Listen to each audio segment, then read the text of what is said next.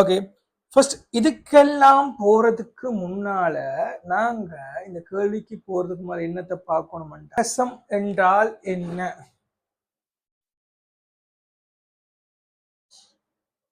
Plagiarism முறையற்ற பிரதியாக்கம்.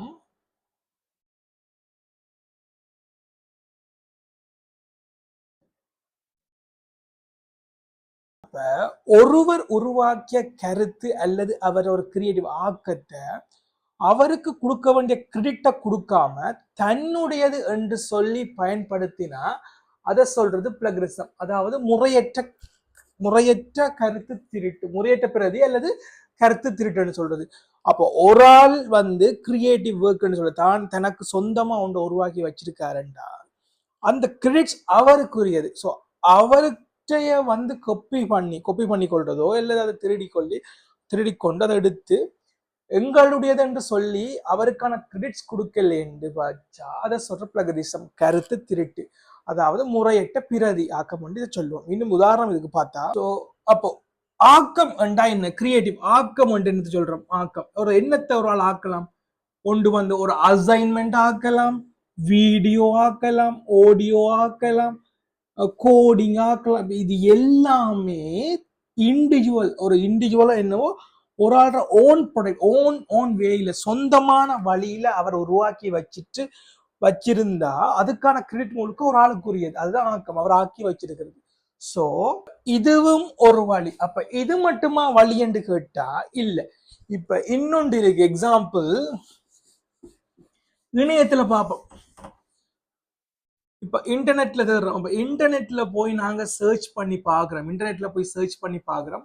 எங்களுக்கு ஏதாவது ஒரு ஆர்டிகல் சம்திங் தேவை. இப்ப யாராவது பற்றி எங்களுக்கு மகாத்மா காந்தியை பற்றியோ அல்லது அன்னை தெரேசாவை பற்றி யாரை பற்றி எங்களுக்கு வேணுமோ அவர் சம்பந்தமான ஒரு கட்டுரையோ அல்லது பயோகிராபி எதென்றாலுமே இன்டர்நெட்ல இருக்கு. அதை எடுத்து அவர் சம்பந்தமா உதாரணத்துக்கு பார்த்தா மகாத்மா காந்தியை பற்றி ஒரு சின்ன கட்டுரை ஒரு நபரால எழுதி வச்சு போஸ்ட் பண்ணப்பட்டிருக்கின்ற அது முழு கிரெடிட்ஸும் அவருக்குரியது. அதை இன்னொரு நபர் எடுத்து நெட்ல இருந்து அப்படியே வேர்ட் டு வேர்ட் காப்பி பண்ணி அப்படியே தனக்கு யூஸ் பண்ணி கொள்றது. இதுவும் ஒரு பிளகரிசத்துக்கு வரும், முறையற்ற கருத்துட்டுக்குள்ள வரும். இது மட்டுமா இல்ல, இன்டர்நெட்ல போறார், டீச்சர் சொல்றார் ஒரு பைதான் ப்ரோக்ராம் ஒன்று எழுதி கொண்டு வாங்க, சிம்பிளான ஒரு ப்ரோக்ராம் ஒன்று சொல்லி கொடுக்குறார் டீச்சர் எழுத சொல்லி.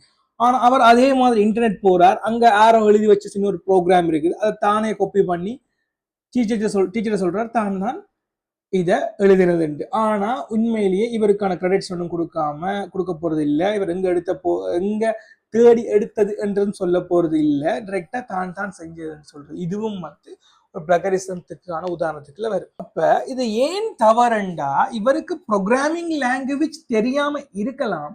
தெரியல என்று சொல்லி ஒத்துக்கொள்ளாம அதை எப்படி இம்ப்ரூவ் பண்றதுன்றதுக்கான வழியை பார்க்காம இன்டர்நெட்ல இருந்து ஒன்றதை காப்பி பண்ணி தான் செஞ்சது தனக்கு ப்ரோக்ராமிங் லாங்குவேஜ் தெரியும் என்ற ஒரு ஒரு காட்சி கொண்டாரு. அப்படி என்று வரும்போதும் இது ஒரு தவறான விடயம்.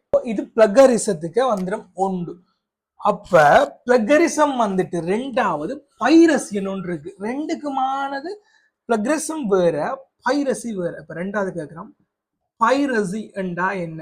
பைரசி நிறைய இடங்கள்ல நடக்குது. இப்ப எக்ஸாம்பிள் பார்த்தா மைக்ரோசாஃப்ட்ல ஒரு சாஃப்ட்வேர் எம்எஸ் வேர்டோ அல்லது MS XL power point something ஏதாவது ஒரு சாஃப்ட்வேரை ஒரு நபர் கிராக் பண்ணி பயன்படுத்துறது. கிராக்ண்டா என்ன? கிராக் பண்றா இப்ப சில பேர் பணம் செலுத்தி பெற்றுக்கொள்ளக்கூடிய சாஃப்ட்வேர், அதுக்கான காப்பிரைட்லாம் அவங்களுக்கு தான் இருக்கு. பணம் செலுத்தித்தான் அதை நாங்கள் பெற்றுக்கொள்ளணும். ஏன்னா அது நிறைய பேர் உழைப்பு இருக்குது. பணம் செலுத்தி பெற்றுக்கொள்ள வேண்டிய இந்த சாஃப்ட்வேரை என்ன செய்வாங்கன்னா கிராக் பண்ணிடுவாங்க. கிராக்ன்றது இப்போ நாங்கள் பேமெண்ட் சப்ஸ்கிரிப்ஷன் பே பண்ணி அதை நாங்கள் யூஸ் பண்ண வேண்டிய இடங்களை நாங்கள் போய் கிராக் பண்ணி அதுக்கான பேமெண்ட் ஆப்ஷன்லாம் இல்லாமல் செஞ்சு டிரெக்டாகவே லாகின் பண்ணி ஃப்ரீயாக யூஸ் பண்ணக்கூடிய மாதிரி இருக்குது. நிறைய வெப்சைட்டுகளில் இப்படி கிராக் பண்ணி இருக்கு. இது போன்ற சாஃப்ட்வேரை நாங்கள் பயன்படுத்துறதும் ஒரு பைரசி தான். அப்போ மெயினாக நிறைய சாஃப்ட்வேர் இதுமா இருக்கு. ரெண்டாவது மூவியில் இருக்கு. அதிக அளவு பார்த்தா நிறைய படங்கள் மூவிஸ் பைரசியாக போகுது, திருட்டு வீசிரியா போகுது. இதுக்கு பைரசியில் ஏன் போகுதுன்னா அதுலேயும் அப்படிதான் நிறைய பேர் உழைப்பு சேர்ந்து ஒரு படம் ரிலீஸ் பண்ணேன், இல்லை அது ஒரு கேமரா வச்சோ அல்லது ஒரு ஃபோன்லேயோ ஷூட் பண்ணி வெளியே சிடி போட்டு விற்கிறது. ஸோ இதுவான விஷயங்களும் சரியான பாதிப்புக்குரிய விஷயம். இதையும் நாங்கள் சொல்றது பைரசி என்று. இப்போ பார்த்தோம்டா மூவில இருக்கு, சாஃப்ட்வேர்ல இருக்கு, கேம்ஸ்ல இருக்கு. அப்ப எல்லாத்துலயுமே இந்த பைரசின்றது இருக்கு. இன்னொருவர் கஷ்டப்பட்டு உழைத்த உழைப்ப இலகுவாக யாராவது ஒரு ஆள் அதை திருட்டுத்தனமாக லீக் பண்ணி விடுறது. லீக் பண்ணி இன்டர்நெட்லயோ அல்லது ஈஸி அவைலபிளா ஃப்ரீயா கொடுத்து விட்டுறது, கொடுக்குறது. அப்ப இது போன்ற விஷயங்கள் வந்து பைரசியில வந்துடும். ரைட்?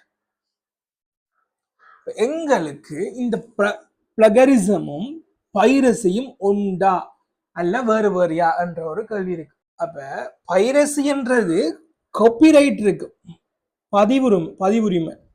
அப்ப காப்பிரைட் இருக்கிற ஒண்ட அவர்கள அனுமதி இல்லாம காப்பி பண்றதோ அல்லது அதை யூஸ் பண்றதோ அல்லது ஷேர் பண்ணி அந்த வேலைகள்ல ஈடுபடுறது. பிளகரிசம் பண்றது இன்னொரு ஆள்ற முறையற்ற பிரதி, இன்னொரு ஆள்ற பிரதி பண்ணி எடுக்கிறது, அவருக்கான கிரெடிட்ஸை கொடுக்காம அந்த கருத்தை திருட்டி கருத்தை திருடி கொள்றது, அந்த விஷயங்கள் வரும். அப்போ பைரசி வரைக்கும் காப்பிரைட் உள்ள கண்டென்ட் அதில் யூஸ் பண்ணி ஷேர் பண்ணி அந்த விஷயங்கள்ல பைரசி வரும். ரெண்டும் உண்டாண்டா ரெண்டும் ஒன்று இல்லை, ரெண்டுக்கான வித்தியாசம் இருக்கு. இது ரெண்டுக்குமான வித்தியாசம் அல்லது வேறுபாடு என்ன என்று பார்ப்போம். இது ரெண்டுக்குமான வித்தியாசம் அல்லது வேறுபாடு என்னன்னு பார்க்கலாம். ரைட்?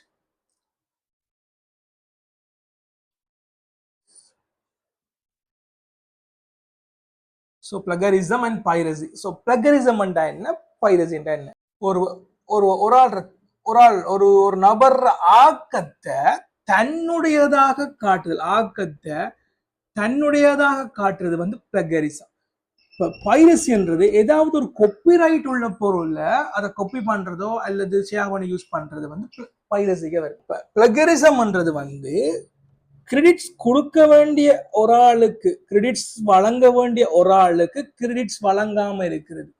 பைரசின்றது காப்பிரைட்ஸ், காப்புரிமம், காப்பிரைட்ஸ் பதிப்புரிமத்தை மீறுதல், காப்பிரைட்ஸை மீறுறது. இதுக்கு உதாரணம் வந்து இப்ப எக்ஸாம்பிளுக்கு நண்பன் அசைன்மெண்ட் திருடுறது, இன்டர்நெட்ல இருந்து ஏதாவது சொன்ன மாதிரி கட்டுரைகள் அதெல்லாம் காப்பி பண்ணி பயன்படுத்தப்படுறது. இது பைரசி என்ற என்னன்னா, இப்ப சாஃப்ட்வேரை கிராக் பண்றது, மூவியை லீக் பண்ணி விடுறது, மியூசிக்கு உடைய காப்பிரைட்டை கொடுக்காம அதை பயன்படுத்தி கொள்றது, இதுகள் வந்து பைரசியில் வரும். அப்போ பிளகரிசத்துக்கும் பைரசிக்கும் இடையே இந்த வித்தியாசம் இருக்கு. ஓகே, இப்போது கேள்விப்படி பார்த்த ஸ்டேட்மெண்ட் ஏயை பார்த்தா முறையற்ற பிரதியாக்கம் தகவல் முறைமைகளுக்கு உள்ள ஒரு பொதுவான ஒரு அச்சுறுத்தல் ஆகும் என்றது சரி. ஏனென்றா இது பிளகரிசம் வந்து சரி, முறையற்ற பிரதியாக்கம் வந்து பொதுவான அச்சுறுத்தல் தான். அப்ப இது வந்து சரியான விஷயம். ஸ்டேட்மெண்ட் பி என்ன சொல்லுதுன்றா, முறையற்ற பிரதியாக்கம் என்பது ஒருவர் இன்னொருவருடைய ஆக்கத்தை தனது சுயாக்கமாக உரிமை கோருவதாகும்.